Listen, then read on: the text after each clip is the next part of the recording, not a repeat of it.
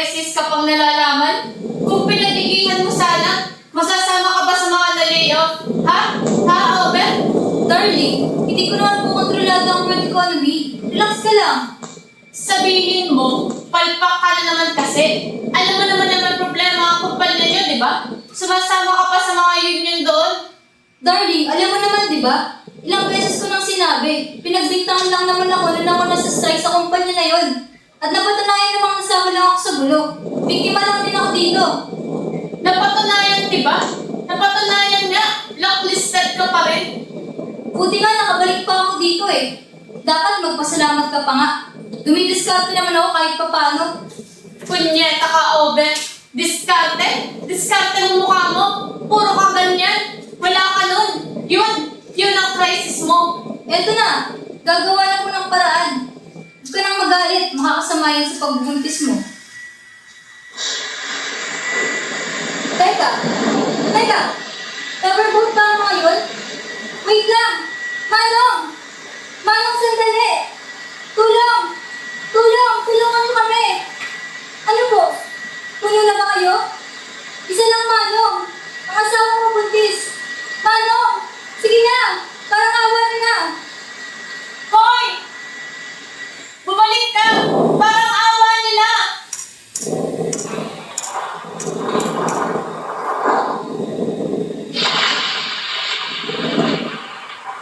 Ayan kasi, kasalanan mo na naman to, Obe. Wala namang rescue, walang signal, walang rubber boat, walang salbabida, may batya, wala. May ugong ng tinapay, wala. Wala. Ikaw, nandito ka nga, pero pala wala. Utang ina, pati scam. Scam na pala, pinatulan mo pa. Kung hindi pa ako nagpamanicure kay Tita Maris, hindi ko pa malalaman. Kahit sino kasi, pinagkakatiwalaan mo. Ako na naman ang may kasalanan. Hindi ko naman kasi alam na lulukoyin ako ni Paring Baste eh. Kailangan kasi yung Paring Baste na yan. Dahil sa kanya, nagtanda leche-leche ang lahat. Itong bahay na to, ilang buwan pa lang kakatapos nitong bahay. Ano, lubog na? Panibagong gastos na naman, Obe? Darling, makakayanan din natin to. Basta magkasama tayo. Wala pang taon, wala nang galing ka sa abroad. Wala na lahat ng ipon natin. Wala na halos lahat ng pinaghirapan natin. Naisip ko lang kasi na palaguin ang pera natin eh. Hindi ko naman inaakala na magkakaganon. Saan? Sa instant na paraan? Sa scam? Araw-araw, imbis na pangkain mo ang pera, itataya mo pa sa loto, hindi ka ba nag-iisip? Palay mo darling, kung swertehin. Hindi ka nga nag-iisip, sugod ka ng sugod, nauuwi ka sa gusot. Malay mo dito. Dito sa atin sa Pilipinas ako makahanap ng permanenteng trabaho. Hindi ko na kailangan lumayo. Magkakasama pa tayo ng mga anak natin, di ba? Permanenteng trabaho nga, kulang pa sa pamasahe mo sa araw-araw ang sweldo mo. Ikaw ianod kaya kita sa baha, pabalik sa Canada. Darling naman, naghahanap naman ako ng trabaho ah. Baka nakakalimutan mo, Obe. Mag-aaral na si Janjan. Tignan mo, buntis pa ako. Hindi ka ba naaawa sa anak mo? Sa akin, sa magiging kinabukasan natin. Alam ko naman yun. Darling, sinusubukan ko naman. Hindi naman ako tambay lang ah. Pinapasukan ko lahat para... Kung sa larong basketball, ikaw na nga ang pinaka-highest pointer kung talo naman kayo sa laban. Wala, talunan pa rin.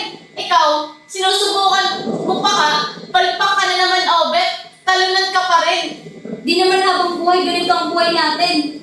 Mayawa ang Diyos, mercy.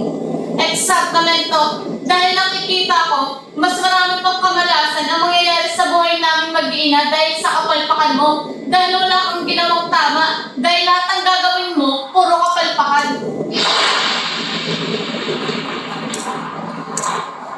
Anong kapalpakan? May panahon para magbago ang tao. Magbago? May expiration ng pagbabago sa'yo? Ha? Ngayon, oo. Naiisip mo itawid ang mga mali mo dahil lunod ka sa problema. Pero bukas, makalawa, Pabalikan sa dati. Anak ng teteng naman, Mercy.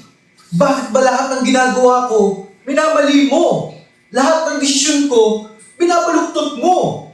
Dahil ikaw, Kumbaga, sa Guinness World of Record, record holder ka ng kapalpakan.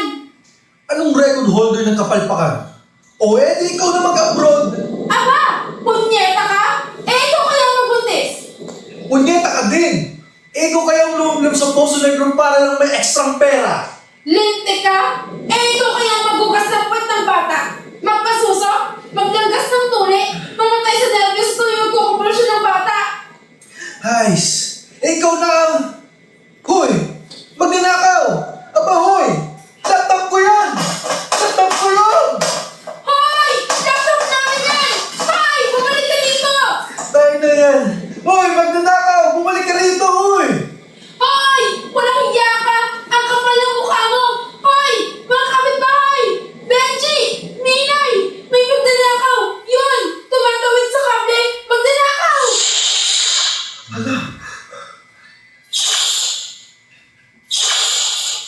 Diyos ko! Diyos ko! Diyos ko! Diyos ko! Patay! Magdimong! Huwag kayong kumapit! Huwag kayong kumapit sa kable! Huwag! Huwag! Wag! Diyos ko, mga kapitbahay! Mga kapitbahay! Si Mang Timong! Diyos ko! Magdimong! Magdimong! Sasagipin kita, Magdimong! Magdimong! Sasagipin! Sige! Sagipin mo! Hindi ka talaga nag-iisip! Magpakamatay ka! Nakikita mong inanod ng baha si Mang Timong! Hindi ka talaga nag-iisip kahit kailan! Aba! Kahit kailan! Walang tigil ang bunganga mo! Wala kang utak! Bakit nga ba sa dami-dami ng kakong sa akin noon, eh ikaw pa ang napili kong pakasalan? Bago tayo magpakasal, nangako ka, sinabi mo sa akin na hindi tayo maghihirap kahit kailan. Magiging prinsesa ako. Pero ngayon ano? Nandito tayo sa gitna ng baha. Walang tulong na dumarating ni isa. Ano naman kung wala akong utak, wala kang puso. Kahit simula pa nung kinasal tayo, ang puso mo parang pusong bato. Wala ka kasing kwenta. Wala kang kwenta, Obet. Wala kang kwenta kahit kailan. Kahit wala kang kwenta, wala ka namang abdo. Ang meron sa'yo, bato sa abdo. Wala kang bayag, Obet. Wala kang bayag kahit kailan. Wala kang, wala ka ng bayag. Wala kasi tayong lupin, Mercy. Wala tayong... Wala talaga. Dahil kahit kailan, wala kang silbi. Ikaw na nga ang pinakawalang silbing lalaking nakilala ko. Lumayas ka sa paingin ko. Layas! Grabe ka magsalita, Mercy. Grabe ka. Parang di ka asawa. Gustuin ko man. Paano? Tarantado. Eh di mag-isip ka ng paraan. Mag-isip ka. Kahit anong paraan. Lumangoy ka. Lumipad ka. Ayun, tumawid ka sa kable. Sige, tatawid ako sa kable. Basta kasunod kita. Sabay tayong mamamatay. Aba, walang hiya ka. Hindi ka talaga nag-iisip kung sabay tayong mamatay. Sino mag-aalaga sa mga anak natin? Lumayas ka nga. Lumayas ka. Kunin mo yung helicopter. Nasa yung helicopter. Sige nga. Maghanap ka dyan ng batya mo. Lumutang ka sa baha. Punyeta ka! Inutil ka! Kahit kailan, hindi ako inutil. Kung inutil ako, di sana hinayaan kita magtrabaho. Dapat talaga sa mga katulad mong lalaki. Dapat talaga, hinihiwalayan. Maghiwalay na tayo. Hindi ko nakikita na gaganda ang buhay ko kasama ka. Maghiwalay na tayo, okay? Bakit na talaga magsalita, Mercy? Ang sakit mo. Diyos ko po. Dito pa ba sa mo ito yan? Bakit? May iba pa bang panahon? May iba pa ba? Na panahon para maghiwalay tayo at sabihin ko na ayaw ko na sa'yo? Hindi ako dalawang isip na hiwalayan ka, Obet? Hindi ko gusto yan. Hindi pag-iwalay ang solusyon. Matagal mo na ako hiniwalayan simula nung nag-abroad